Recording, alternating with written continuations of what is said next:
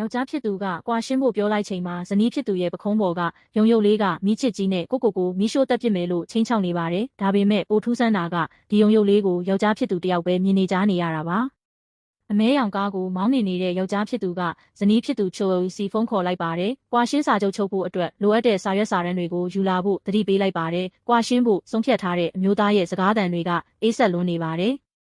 ယူပဗေဒပါမောက္ခကလိုကဖုန်းကိုချလိုက်ပြီးခေါင်းကြီးလက်ခံလိုက်ပါတယ်။စမတ်ကြပြီးလှပတဲ့ကလိုကသပင်တွေကိုပြင်ဆင်ပြီးမျက်မှန်ကိုပင့်တင်လိုက်ပါတယ်ပြီးတော့ကွာရှင်းဖို့အတွက်ရုံးခန်းထဲကနေယုံကြည်မှုအပြည့်နဲ့ထွက်ခွာလာပါတယ်။ယောက်ျားဖြစ်သူကလက်ပတ်နာရီကိုကြည့်ရင်ကားဘေးမှာစောင့်ဆိုင်းနေပါတယ်။ဇနီးတဲ့ရဲ့နှလုံးသားထဲမှာအခြားအမျိုးသားတစ်ယောက်ရှိနေတယ်လို့ယူဆပြီးလှုပ်ပေးဖို့ဆုံးဖြတ်လိုက်ပါတယ်။လို့ကအဆောက်အုံထဲကနေထွက်လာပြီးကားစီကိုရှောက်လန်းလာပါတယ်။ကားအတူမောင်းလာချိန်မှာယောက်ျားဖြစ်သူကကွာရှင်းတာကြောင့်ထိခိုက်မှုရှိမရှိမေးမြန်းလိုက်ပါတယ်။ကိုကအေးဆေးစွာပဲအတိုင်းဝိုင်းမှာကွာရှင်းတာမရှိပဲလင်းသေးတာပဲရှိတယ်လို့ပြန်ဖြေလိုက်ပါတယ်။ဒီစကားကြောင့်ယောက်ျားဖြစ်သူခေါင်းသားပန်းကြီးသွားပါတယ်။ခလိုကကွာရှင်းပြီးမှပြန်လိုက်ရတဲ့ဇလန်းတွေအကြောင်းပြောပြနေပါတယ်။အဲ့ဒီအချိန်မှာပဲခလိုရဲ့ပခုံးပေါ်မှာဝမ်းနေနေတဲ့ယုံယုတ်လေးတစ်ရုပ်ပေါ်လာပါတယ်။ဒါဟာခလိုရဲ့တကယ်စိတ်ကူးစိတ်တန်းတွေဖြစ်ပြီးယောက်ျားဖြစ်သူကစတင်ကြားနေရတာပါ။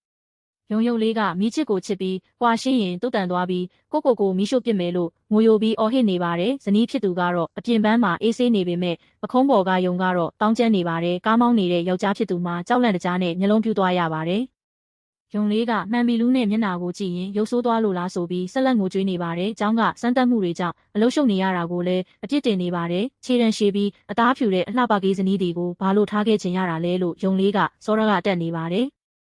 ယောက်ျားဖြစ်သူကစိတ်ယူးပေါက်နေတာမဟုတ်ပဲဇနီးတဲ့ရဲ့စိတ်ကူးတွေကိုကြားနေရမှန်းသဘောပေါက်သွားပါတယ်ခလိုကနေမကောင်းလို့ဆိုပြီးကွာရှင်းတာကိုနောက်ရွှေ့ဖို့ပြောလိုက်ပါတယ်ခလိုရဲ့ခေါင်းပေါ်ကယုံလေးကတော့ကွာရှင်းစရာမလိုတော့လို့ပျော်ရွှင်စွာခုန်ပေါက်နေပါတော့တယ်ခလိုကခင်မွန်းကိုကတင်ပေါ်တွန်းလဲလိုက်တဲ့ရုတ်တရက်အခိုက်အတန့်ပါဒါပေမဲ့ခင်မွန်းကချွေရဲ့စိတ်ကူးတွေကိုကြားနေရတာကိုခလိုမသိရှာပါဘူးဖလိုကကားနောက်ခန်းမှာစိတ်ဆိုးမှန်ဆိုးနဲ့ထိုင်နေပေမဲ့ရှလိုရဲ့ခေါင်းပေါ်ကယုံယုတ်လေးကတော့ရှလိုရဲ့စိတ်ရင်းအမှန်ကိုဖော်ပြနေပါတယ်ခလိုရဲ့ခင်မွန်းကတော့ကားမောင်းရင်းခလိုရဲ့စိတ်ထဲကစကားသံတွေကိုအကုန်ကြားနေရလို့အံ့ဩနေရပါတယ်ခလိုကအပြင်ပန်းမှာအေးတီအေးဆက်နေပြပေမဲ့စိတ်ထဲမှာတော့ခင်မွန်းကိုအယမ်းချစ်ရှာတာပါခင်မွန်းကအိမ်ပြန်ကြရအောင်လို့ပြောလိုက်တဲ့အခါခလိုကတော့ဟန်မပြတ်ခေါင်းကြီးပြလိုက်ပါတယ်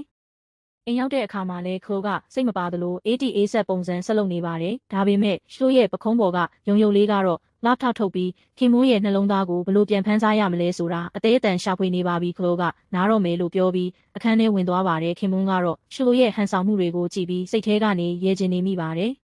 ခလိုကအခန်းထဲသွားရင်ခင်မွန်းဘလို့ချေအိတ်မျိုးကိုကြိုက်တတ်တယ်လဲဆိုတာစိတ်ပူနေပါတယ်ခလိုရဲ့စိတ်ထဲမှာတော့ခင်မွန်းကအေးဆက်ဆက်နိုင်တဲ့မိန်းကလေးတွေကိုပဲကြိုက်တယ်လို့ထင်နေတာပါအဲ့ဒီလိုကောလာဟာလာကိုဘသူဖြန့်လိုက်လဲဆိုပြီးခင်မွန်းကအပြင်မှာစိတ်ပြက်လက်ပြက်ဖြစ်နေရပါတယ်ခင်မွန်းကတော့ရှလိုရဲ့အတွေးတွေကိုကြားပြီးတကယ်ပဲဦးကြောင်ဖြစ်နေရတာပါညရောက်တဲ့အခါခလိုကခင်မွန်းကိုဆွဲဆောင်ဖို့အတွက်အဝတ်အစားလှလှပပလဲပြီးပြင်ဆင်နေပါတယ်80 Aဆက်နေပြမယ့်အစားဆွဲဆောင်မှုရှိတဲ့ဇနီးကောင်းတစ်ယောက်ဖြစ်အောင်စူးစမ်းဖို့ခလိုကိုယ်တိုင်အားပေးနေတာပါခလိုရဲ့ယုံကြည်ချက်တွေကခင်မွန်းကိုဖန်ဆားနိုင်မလားဆိုတာစိတ်လှုပ်ရှားစေရပါတစ်ဖက်မှာလည်းခင်မွန်းကရေချိုးပြီးခေါင်းတုပ်ရင်ခလိုရဲ့စိတ်ထဲကနေခင်မွန်းကိုချစ်စနီးလေးလိုမျိုးချွေးနွေ့နေတာကိုကြားပြီးအံ့ဩနေရပြန်ပါတယ်အဲ့ဒီအချိန်မှာခလိုကခင်မွန်းရဲ့အခန်းတကားကိုလာခောက်လိုက်ပါတယ်ခင်မွန်းကဝင်ခဲ့ဖို့ပြောလိုက်တဲ့အခါခလိုအတွက်အခွင့်အရေးရသွားပါပြီတကားပွင့်သွားတဲ့အခါဆွဲဆောင်မှုရှိတဲ့ဝတ်စုံတဲ့ကလိုကတကားဝမှာရက်နေပါတယ်ခင်မွန်းကဘာဖြစ်လို့လဲလို့မေးတဲ့အခါဖလိုကနေလို့မကောင်းလို့ကြည့်ပေးပါအောင်ဆိုပြီးအခန်းထဲဝင်လာပါတယ်ကလိုရဲ့ညင်သာတဲ့ခြေလမ်းတွေကခင်မွန်းကိုရင်ခုန်သွားစေပါတယ်ဒါပေမဲ့ခလိုကအခန်းထဲဝင်လာရင်ကော်စောနဲ့ခလုတ်တိုက်ပြီးခင်မွန်းပေါ်ကိုတန်းတန်းမမတ်လဲကျသွားပါတယ်နှစ်ယောက်သားကတင်ပေါ်မှာထက်လျက်သားလဲကျသွားပြီးအချင်းချင်းနီးကပ်စွာကြည့်မိသွားကြပါတယ်ခလိုကစိတ်ထဲမှာတော့အရှက်ရပြီးဘာဆက်လုပ်ရမလဲမသိဖြစ်နေတာကိုခင်မွန်းကအတိုင်းသားကြားနေရပါတယ်ခင်မွန်းကချိုကိုထောက်ဖို့ပြောလိုက်ပေမဲ့ချိုရဲ့ခါလေးကိုဆွဲဖက်ပြီးကူထူပေးလိုက်ပါတယ်ခင်မွန်းကချိုရဲ့ခါလေးကတကယ်ကိုသေးငယ်လွန်းတယ်လို့စိတ်ထဲကကြိတ်ပြီးသဘောကျနေမိပါတယ်နောက်ဆုံးမှာတော့ဇနီးမောင်နှံနှစ်ဦးကတင်ပေါ်မှာအတူထိုင်ရင်အချင်းချင်းပုံမနီးစပ်သွားကြပါတော့တယ်ခင်မွန်းကိုလူယူဖို့စူးစမ်းနေတဲ့မိန်းကလေးကိုကလဲစားချေဖို့ကုမ္ပဏီအထိလိုက်သွားခဲ့တဲ့ဇနီးတွေဟာမထင်မှတ်ထားတဲ့အမှန်တရားတစ်ခုကိုသိလိုက်ရပါတယ်။အဲ့ဒီမိန်းကလေးကခင်မွန်းဖြစ်သူကိုလူဖို့နေသားသားအလုပ်ရှင်ဖြစ်တောင်မုန်းတီးနေတာဖြစ်ပါတယ်။ဇနီးတွေကခင်မွန်းဖြစ်သူမစ္စတာစတာလင်ကိုဇနီးတွေအားမထိရန်ပြောလိုက်ချိန်မှာမစ္စတာစတာလင်ကဇနီးတွေရှက်ကိုရှက်ကန်းဖြစ်နေတယ်လို့ထင်မှတ်ခဲ့ပါတယ်။နောက်တစ်နေ့မိဖို့ကြောင့်မှခင်ပွန်းဖြစ်သူကဇနီးတွေကိုဖတ်ဖို့စူးစမ်းတဲ့အခါမှာတော့ဇနီးတွေကပြက်ပြက်သားသားညင်းပယ်ပြီးထွက်ခွာသွားတာကြောင့်မစ္စတာစတာလင်အံ့အားသင့်သွားပါတယ် ညဘက်အိယာထဲမှာခင်ပွန်းဖြစ်သူရဲ့ဆနောက်ကြည်စဲမှုကြောင့်ဇနီးတွေပျော်ရွှင်စွာရေမောနေစဉ်ခင်ပွန်းကဇနီးတဲ့ရဲ့အပြုံးကိုချီးကျူးလိုက်ပါတယ်။ဒါပေမဲ့ခင်ပွန်းဖြစ်သူကဇနီးတဲ့ရဲ့အပြုံးကိုကုမ္ပဏီကချစ်စရာကောင်းတဲ့အတွင်းရေးမှုမလေးနဲ့နှိုင်းယှဉ်ပြီးပြောဆိုလိုက်ပါတယ်။ခင်ပွန်းရဲ့စကားကြောင့်ဇနီးတဲ့ရဲ့စိတ်ထဲမှာဒေါသတွေထွက်လာပြီးအတွင်းရေးမှုမလေးကိုဇနီးတဲ့ရဲ့ခင်ပွန်းကိုလူယူမဲ့မိန်းမအဖြစ်သတ်မှတ်ကပညာပေးဖို့ဆုံးဖြတ်လိုက်ပါတယ်။နောက်တနေ့မနက်မှာတော့ဇနီးတဲ့ဟာဆွဲဆောင်မှုရှိပြီးအာဏာရှိတဲ့ပုံစံမျိုးပြင်ဆင်ပြီးခင်ပွန်းရဲ့ကုမ္ပဏီကိုသွားဖို့ပြင်ဆင်ပါတော့တယ်။ဇနီးတဲ့ဟာခန်းနာထဲဝါတဲ့ပုံစံနဲ့ကုမ္ပဏီရုံးချုပ်စီကိုယုံကြည်မှုအပြည့်နဲ့ခြေလန်းလန်းဝင်ရောက်လာပါတယ်။အဲကြိုကောင်တာမှာအတွင်းရေးမှုမလေးကိုတွေးလိုက်ရတဲ့ဇနီးတဲ့ဟာပြိုင်ဘက်ကိုအကဲခတ်ဖို့စတင်လိုက်ပါတယ်။အတွင်းရေးမှုမလေးကဇနီးတဲ့ကိုမြင်မြင်ချင်းမှတ်မိသွားပြီးအလွန်လှပပြီးအောင်မြင်တဲ့တက္ကသိုလ်ပရော်ဖက်ဆာတစ်ယောက်အဖြစ်ချီးကျူးစကားတွေဆိုလာပါတယ်။ဒါပေမဲ့မထင်မှတ်ပဲအတွင်းရေးမှုမလေးကမစ္စတာစတာလင်ဟာအရန်တင်းကျပ်လွန်ပြီးဆိုးရွားတဲ့သူဖြစ်တာကြောင့်ဇနီးတဲ့လိုမိမလှလေးနဲ့မတန်ဘူးလို့အတင်းပြောလိုက်တဲ့အခါမှာတော့အခြေအနေတွေကပြောင်းကပြန်ဖြစ်သွားပါတော့တယ်။ဇနီးဟောင်းနဲ့ကွာရှင်းပြီးခါစတထေးလေးမစ္စတာလင်စီကိုမိမလှလေးတစ်ယောက်ကရုံးခန်းထဲအထိလာပတ်သက်နေပါတယ်။ဒီမိမလှလေးကမစ္စတာလင်နဲ့ဘလို့ပတ်သက်မှုမျိုးထက်ရှိလာဦးမလဲ။မစ္စတာလင်ရဲ့ရုံးခန်းကိုမစ္စတာလင်ရဲ့ချစ်သူဟောင်းတို့ဇနီးဟောင်းဖြစ်သူရောက်လာပါတယ်။ဒီမျိုးသမီးကမစ္စတာလင်ကိုလာတွေ့တာမဟုတ်ပဲဖြတ်သွားယုံတင်လို့ညင်းဆိုပြီးကြောင်းသွားဖို့ထွက်ခွာသွားပါတယ်။ချစ်သူထွက်သွားပြီးနောက်မစ္စတာလင်ကဝမ်းနဲ့ရိတ်တန်းနဲ့မျက်နှာနဲ့ရုံးခန်းထဲကိုပြန်ဝင်သွားပါတယ်။ဝန်ထမ်းမလေးကလည်းမစ္စတာလင်ကိုစိုးရိမ်တကြီးကြည့်ကြံခဲ့ပါတယ်။အဲ့ဒီအချိန်မှာပဲအဖြူရောင်ဝတ်စုံနဲ့ဆွဲဆောင်မှုရှိတဲ့စုံပြဆိုတဲ့အမျိုးသမီးတစ်ယောက်ကမစ္စတာလင်ရဲ့ရုံးခန်းထဲကိုအာနာရှိဝင်ရောက်လာပါတယ်။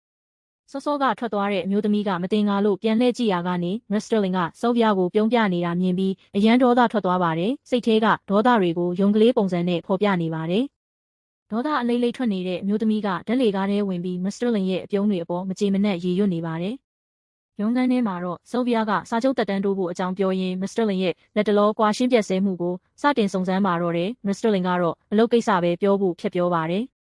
ဆိုဗီယာကမစ္စတာလင်ရဲ့ဇပွဲပေါ်အထိတက်ထိုင်ပြီးပိုမိုနီးကပ်တဲ့ဆက်ဆံရေးမျိုးထူထောင်ဖို့စတင်ဖျားယောင်းသွေးဆောင်ပါတယ်။မစ္စတာလင်ကစာချုပ်ဖိုင်ကိုပိတ်လိုက်ပြီးအလုံးနဲ့ပုဂ္ဂိုလ်ရေးကိုတီးခြားခွဲထားဖို့ဆိုဗီယာကိုပြက်ပြက်သားသားတတိပေးလိုက်ပါတယ်။ဆိုဗီယာကမလျှော့ပဲညစာအတူစားဖို့ဖိတ်ခေါ်တဲ့အခါမစ္စတာလင်ကတခြားစာရေးဆရာတွေကိုပါခေါ်ပြီးမှသွားမယ်လို့သဘောတူလိုက်ပါတယ်။နောက်ဆုံးမှာတော့မစ္စတာလင်နဲ့ဆိုဗီယာတို့ဟာတခြားဧည့်သည်တွေနဲ့အတူပျော်ရွှင်စွာညစာစားရင်းဝိုင်းခွက်ချင်းတိုက်နေကြပါတယ်။ဒီမိန်းမကတော့တကယ်ကိုအရှက်မရှိတဲ့သူပဲသတိလစ်နေတဲ့တထေးဘေးမှာဓာတ်ပုံကိုရိုက်ပြီးလူမှုကွန်ရက်ပေါ်တင်လိုက်တာကိုကြည့်လိုက်ပါဦးမစ္စတာလင်ကခင်ပွန်းဖြစ်သူကိုလာပတ်သက်နေတဲ့မိန်းမကိုပညာပေးဖို့ကုမ္ပဏီရုံးချုပ်စီကိုဒေါသတကြီးထွက်လာခဲ့ပါတယ်ရုံးခန်းရောက်တော့အဲကြုံမလေးရာကမစ္စတာလင်ရဲ့လှပကြော်ရှင်တဲ့ရုပ်ရည်နဲ့တက္ကသိုလ်ပရော်ဖက်ဆာဂုံပုတ်ကိုတအားအားကြပြီးချီးကျူးစကားတွေတရက်ဆက်ပြောနေပါတယ်ရာကမစ္စတာလင်ကအရန်မျက်နှာတီးပြီးကြောက်ဖို့ကောင်းလို့မစ္စတာလင်လိုမိန်းမလှလေးနဲ့မလိုက်ဖက်ဘူးလို့ပြောနေတော့မစ္စတာလင်ရောက်လာပါတယ်မစ္စတာလင်ကဇနီးတွေကိုမြင်ရလို့ဝမ်းသာသွားပေမဲ့မစ္စတာလင်ကတော့အေးအေးဆေးဆေးပဲနှုတ်ဆက်ပြီးရုံးခန်းထဲကနေချက်ချင်းပြန်ထွက်သွားပါတယ်။မစ္စတာလင်ပြန်ထွက်မှာဆွဲဆောင်မှုရှိတဲ့အဖြူရောင်ဝတ်စုံနဲ့ဝင်လာတဲ့ဆိုဗီယာနဲ့လမ်းမှာဆုံခဲ့ပြီးဆိုဗီယာကမစ္စတာလင်ရဲ့ရုံးခန်းထဲကိုဓာတ်ရိုက်ဝင်သွားပါတယ်။ဆိုဗီယာကစာချုပ်ကိစ္စကိုအကြောင်းပြပြီးမစ္စတာလင်ကိုအနီးကပ်မြူဆွဲဖို့စ조사ပေမဲ့မစ္စတာလင်ကတော့အလုံးနဲ့ပုဂ္ဂိုလ်ရေးကိုပြက်ပြက်သားသားခွဲခြားထားပါတယ်။ဒါပေမဲ့ညစာစားပွဲမှာဆိုဗီယာကမစ္စတာလင်ကိုအရက်အလွန်ကြုံတိုက်ပြီးသတိလစ်သွားတဲ့အချိန်မှာရင်းနှီးတဲ့ပုံစံနဲ့ဆယ်ဖီဓာတ်ပုံခိုးရိုက်လိုက်ပါတယ်။အိမ်မှာစောင့်နေတဲ့မစ္စတာလင်ကလူမှုကွန်ရက်ပေါ်မှာဆိုဗီယာတင်ထားတဲ့ခင်မွန်းဖြစ်သူနဲ့ရင်းနှီးနေတဲ့ပုံကိုတွေ့သွားပြီးဒေါသတကြီးနဲ့စိတ်ပြတ်သွားပါတယ်။နောက်တနေ့မနက်မှာမစ္စတာလင်ကဖုန်းဆက်ပြီးဆိုဗီယာနဲ့စာချုပ်ဖြတ်သိမ်းလိုက်ကြောင်းသက်သေပြလိုက်လို့မစ္စတာလင်လည်းစိတ်ကျေနပ်သွားပါတော့တယ်။သူ့ယောက်ျားကတခြားအမျိုးသမီးတစ်ယောက်နဲ့ရိုက်ထားတဲ့ဆယ်ဖီပုံကိုလူမှုကွန်ရက်ပေါ်မှာတွေ့လိုက်ရတဲ့အခါဒီဇနီးတဲ့တစ်ယောက်ဘယ်လောက်တောင်စိတ်ထိခိုက်သွားမလဲ။ဒီညနေခင်းမှာတော့အမျိုးသမီးတစ်ယောက်ကမစ္စတာလင်ကိုဝိုင်းရွေးဆက်တိုက်ပြီးမူးအောင်လုပ်နေပါတယ်။မစ္စတာလင်လည်းတဖြည်းဖြည်းနဲ့မူးလာပြီးစပွဲပေါ်မှာပဲမှောက်သွားတော့တာပေါ့။သူအိပ်ပျော်သွားတာကိုအခွင့်ကောင်းယူပြီးအဲ့ဒီအမျိုးသမီးကသူ့နဲ့အတူတူဆယ်ဖီရိုက်ပြီးလူမှုကွန်ရက်ပေါ်တင်လိုက်ပါတော့တယ်။အဲ့ဒီအချိန်မှာအိမ်မှာရှိတဲ့မစ္စတာလင်ရဲ့ဇနီးဖြစ်သူကဖုန်းကြည့်ရင်းနဲ့ဒီပုံကိုတွေ့ပြီးတော်တော်လေးကိုဒေါသထွက်သွားပါတယ်။